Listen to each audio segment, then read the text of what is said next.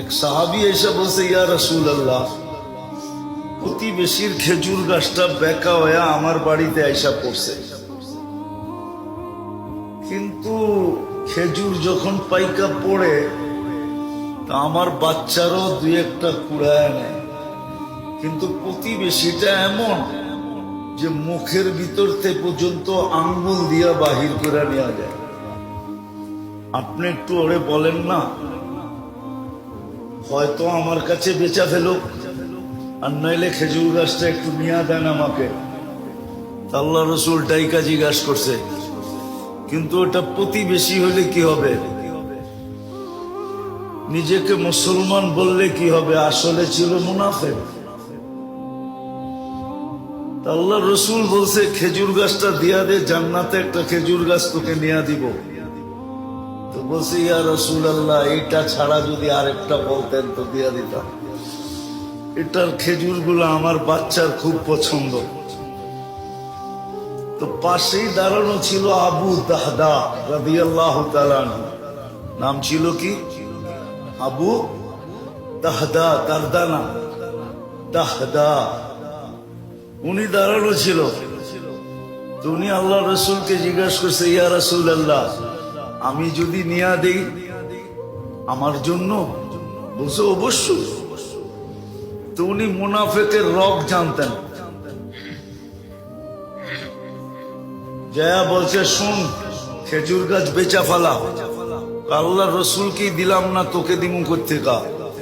ওই সময় খেজুরের পাকা মৌসুম। আমার ওই 600 বাগানের একটা গাছের একটা বাগান আছে, ওটা দিয়া বেচবি, সওদা করবি, ওটা দিয়া দিমু তোকে। আমার এই খেজুর গাছ দিয়া দে। একটা বিনিময়ে কয়টা? কত? তাও পাকা ফল গাছে, পাকা ফল। আরবদের নিয়ম ছিল, যখন খেজুর পাকতে থাকতো, তো এখনো মদিনায় গেলে দেখবেন আপনি খেজুরের বাগানের ভিতরে ছোট একটা ঘর পাবেন, ছোট একটা ঘর পাবেন। কেননা খেজুর যখন পাকতে শুরু করে তো ওরা এন্টার ফ্যামিলি সহ এখানে চলে যায়, আর শেষ খেজুরটা পর্যন্ত ওইখানে থাইকা এটাকে সুরক্ষা করে। আবু দারদা রাদিয়াল্লাহু তাআলা আনহুর ফ্যামিলিও চলে গেছিল ওই বাগানে।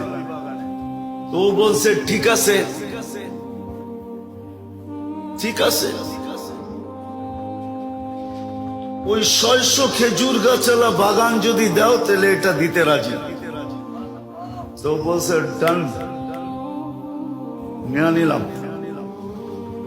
দেখেন বেচা কিনি শেষ, তো দৌড়াইতেছে বাগানের দিকে, যায়া নিজে বাগানে ঢোকে নাই, কেননা বেচা তো হয়ে গেছে।